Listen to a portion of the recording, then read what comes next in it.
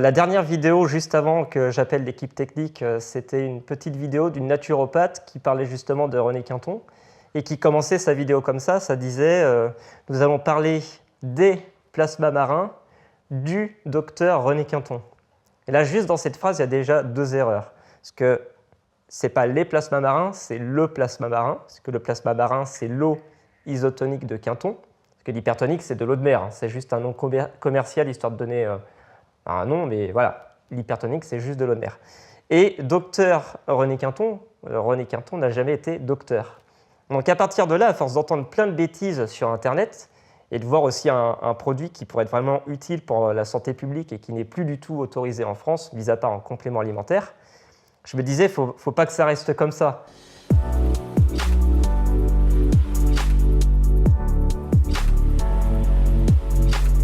Alors, l'objectif, c'est de faire un film sur la vie de René Quinton et de la thérapie marine. Mais forcément, il faut de l'argent. Donc, on a monté déjà une association pour commencer. Une association à but non lucratif, puisqu'elle est dirigée par des personnes qui ne sont pas rémunérées.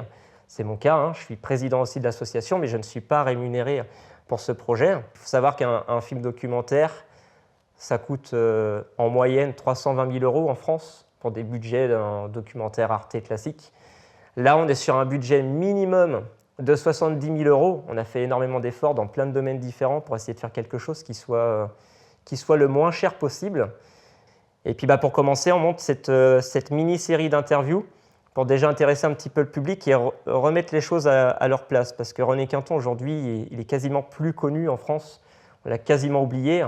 La thérapie marine, l'eau de Quinton isotonique et hypertonique qui étaient reconnus à l'époque comme médicaments, c'était remboursé par la Sécu. Aujourd'hui, c'est complètement oublié. Et en fait, ça a été oublié pas pour les bonnes raisons. Ça n'a pas été oublié parce que c'est un produit qui ne fonctionne pas. Ça a été oublié parce que les labos à l'époque ont fait faillite dans les années 80. Donc, ce n'est pas justifié. On est face à un produit qui fonctionne très très bien, qui peut être utilisé dans plusieurs types de pathologies et qui pourrait être complémentaire à la médecine allopathique.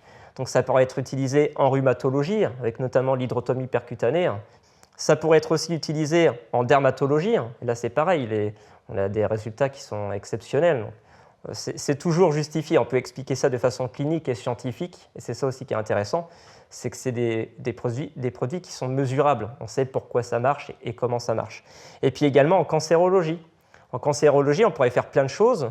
Quelqu'un qui aurait un protocole de chimiothérapie, il pourrait aussi avoir des cures de Quinton avant et après la chimio pour aider l'organisme à mieux récupérer. Donc ce n'est pas quelque chose qui remplacerait les méthodes qu'on connaît aujourd'hui, c'est quelque chose qui viendrait en plus s'associer à la méthode pour que les gens puissent avancer dans le bon sens et guérir finalement plus vite de leur maladie quand c'est possible. Ce n'est pas un produit miraculeux, en aucun cas, ça ne fait pas de miracle. Si vous êtes en phase terminale d'un cancer, malheureusement, ce n'est pas ça qui va vous sauver. Mais on peut vraiment aider la personne en stimulant le système immunitaire, en apportant des minéraux et des oligo-éléments qui vont faire du bien au corps. On cherche à garder une certaine neutralité. On n'est pas là pour convaincre.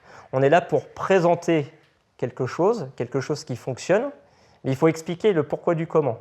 Donc, on a plusieurs points qui nous semblent importants. Déjà, on va en parler au passé, parce que c'est quand même une méthode qui existe depuis 1907. Les premiers dispensaires marins en France sont ouverts depuis 1907. Donc il y a l'aspect passé, il y a l'aspect présent pour aussi comprendre pourquoi aujourd'hui c'est plus utilisé. On l'utilise en complément alimentaire, mais plus du tout en médicament. Et là, il y a des raisons à la fois administratives, juridiques.